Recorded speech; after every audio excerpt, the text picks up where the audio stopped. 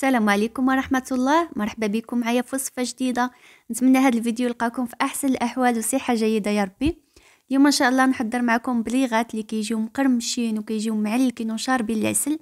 غادي نقدموا إن شاء الله جوج أشكال اللي هما بساط بزاف، كيجي واحد الشكل ديالو مراقي، وكذلك مكونات اللي هي بسيطة بزاف. وخا أول مرة غتصايبي البليغات غادي نشحو معاك إلا تبعتي هاد الطريقة هذه. خليكم مع الفيديو باش تشوفوا كاع المقادير والطريقة ديال التحضير. اول حاجه عندي هنا 3 ديال كيسان الزنجلان، كل كاس كيوزن ليا 100 غرام، يعني المجموع 300 غرام. غسلته مزيان ونشفته ونقيته. عندي قل مربع كاس ديال زيت المائده 4 المعالق. عندي ربع كاس ديال ماء الزهر، وغادي نحتاج كذلك جوج كيسان ديال العنبه اللي غادي نعجن بهم العجينه. والماء كيبقى على حسب النوعيه ديال الدقيق. بالنسبه ليا انا خدمت بجوج كيسان العنبه. عندي هنا جوج معالق ديال النافع وحبه حلاوه مخلطين، معلقه كبيره ديال القرفه، وكذلك غادي نحتاجو ربع معلقه ديال الملح، والساشيه ديال الخميره من وزن 8 ديال الغرام. تقدروا تضيفوا ربع معلقه ديال الخميره الفوريه يعني ديال الخبز. عندي هنايا اصفر بيضه، وغادي نحتاجو نص كيلو ديال الدقيق، ماشي ضروري يكون النوعيه ممتازه، الدقيق العادي.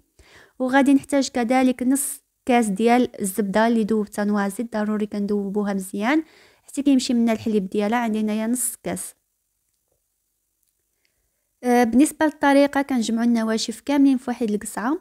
درت هنا الدقيق، حبه حلاوه والنافع وكذلك القرفه والخماره وشويه ديال الملحه وثلاثه الكيسان ديال الزنجلان.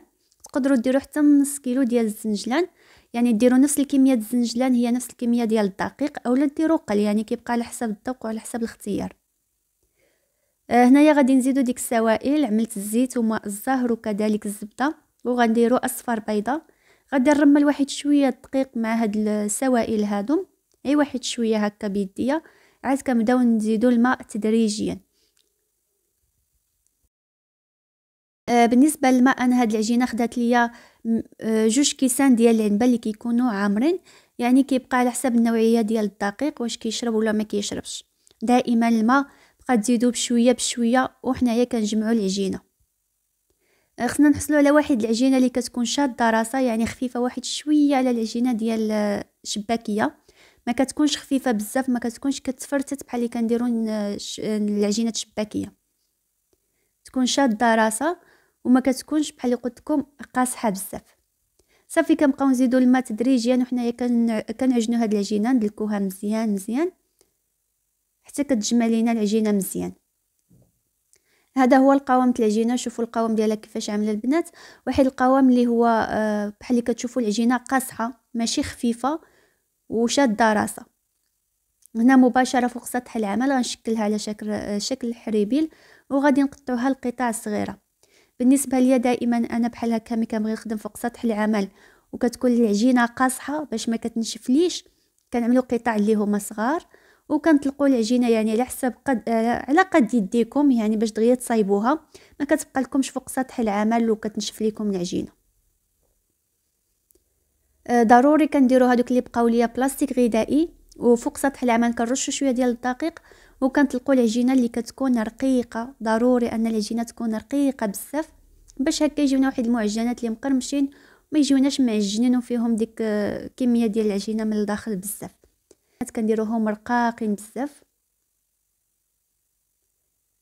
غادي نطلق العجينه على شكل مربع بحال هكا، وغادي نحيدو منه كاع الزوائد. غادي نحيدو هاد الزوائد هادو، غادي نجمعوهم ونديروهم بلاستيك غذائي حتى الاخر عاد كنخدم بهم.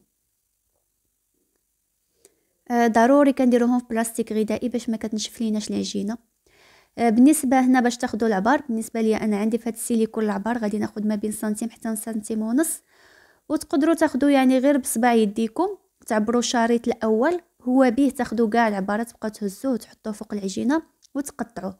ولا تقدروا تاخذوا واحد الكريتينه صغيره تقطعوها على سنتيم 2 سنتيم على حسب نتوما العرض شحال بغيتو، وكتقطعوا هكا شرائط هكا اللي هما طوالين بحال هكا.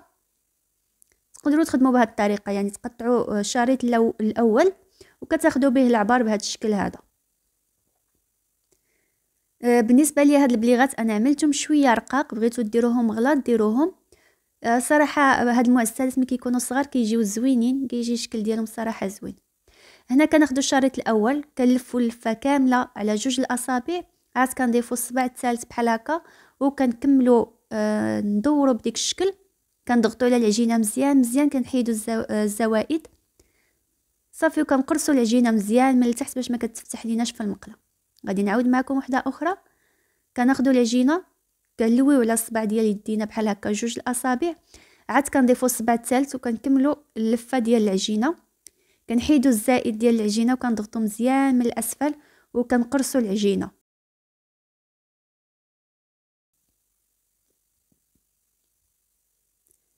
بهذا الشكل هذا البنات كنتمنى ان تكون الطريقه يعني واضحه.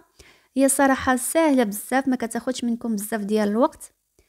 صافي كنقرصوا دائما العجينه من الاسفل وكنقادوهم بحال هكا، كيجيو على شكل دميعه، كيجي الشكل ديالهم زوين بزاف.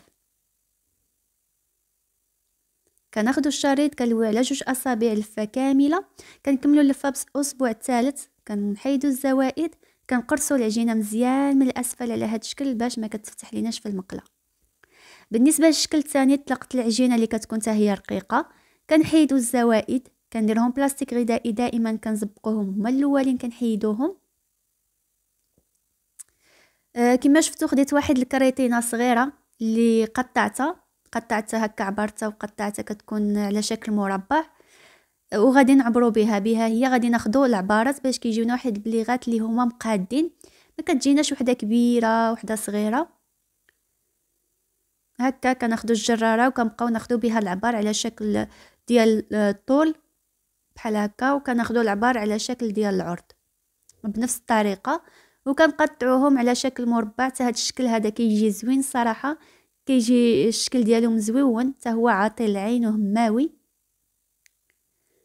غادي نقطع العجينه كامله على شكل مربعات اللي هما متوسطين في الحجم، ماشي صغار بزاف ولكن متوسطين واحد شويه.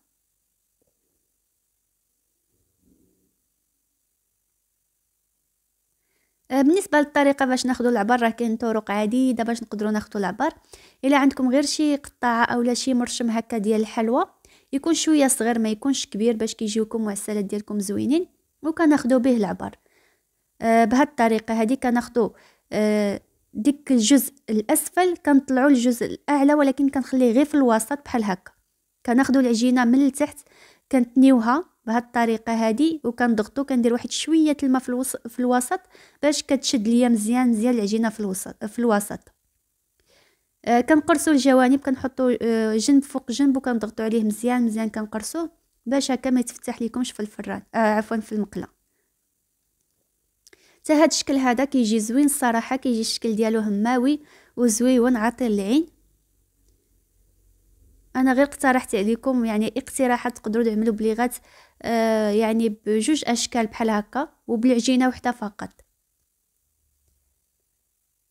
باش نسهلوا الخدمه كنطلقوا العجينه اللي كتكون رقيقه كنقطعوها، كنديروا فيها واحد شويه الماء في الوسط، عاد كنتنيوها كامله عاد كنجمعوها باش كتساعدنا الخدمه بهذا الشكل هذا.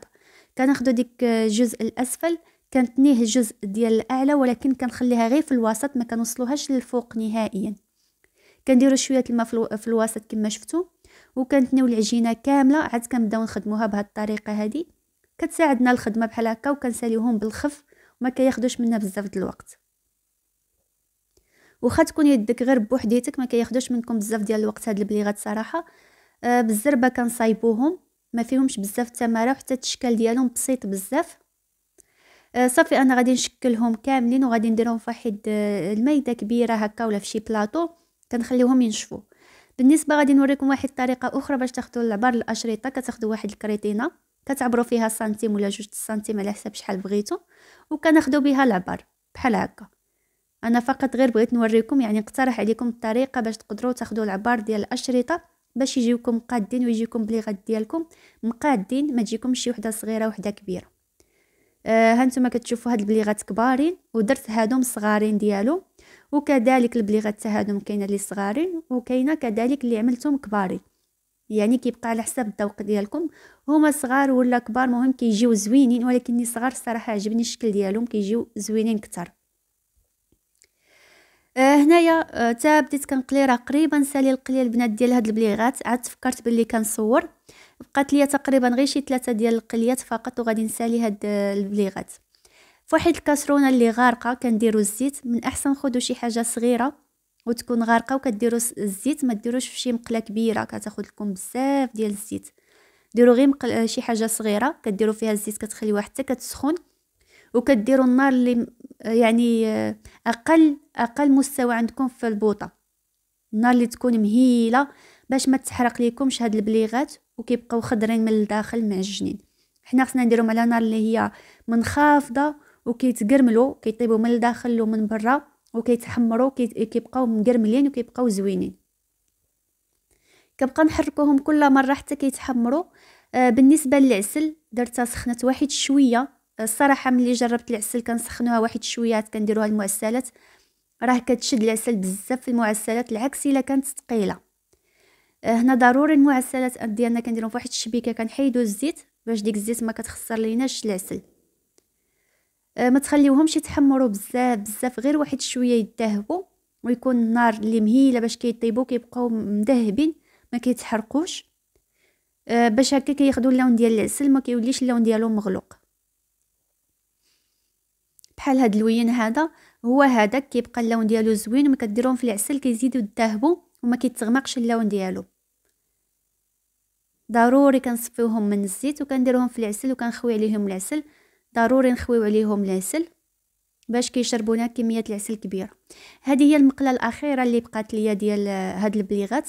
غادي نديروهم دفعه واحده ونخليوهم نقابلوهم ونخليوهم حتى كيتحمروا وكنديرهم في الطبق ديال التقديم وغادي نوريكم الشكل النهائي ديالهم كيفاش كيجي. هذا هو الشكل النهائي ديال البليغات. كيجيو الصراحه رائعين في المنظر. كما شفتوا ديك البليغات الصغار درتهم على جنب وديك الكبار درتهم في الوسط. صراحه جاو الشكل ديالهم زوين وكذلك القوام رائع بزاف، كيجيو مقرمشين وكيجيو معلكين وكيجيو شاربين العسل. شوفوا القوام ديالو كيفاش عامل، وكذلك كيجيو بنان في المذاق بالمذاق ديال الزنجلان، جاو رائعين بزاف. الا جربتوهم انا متاكده غادي ينالوا الاعجاب ديالكم وغادي ينجحوا معكم من اول تجربه ان شاء الله. كنتمنى من الله ان هذا الفيديو يعجبكم وتعجبكم الوصفه ديالي ديال اليوم. كنقول لكم فيديو جديد وصفه جديده ان شاء الله. السلام عليكم.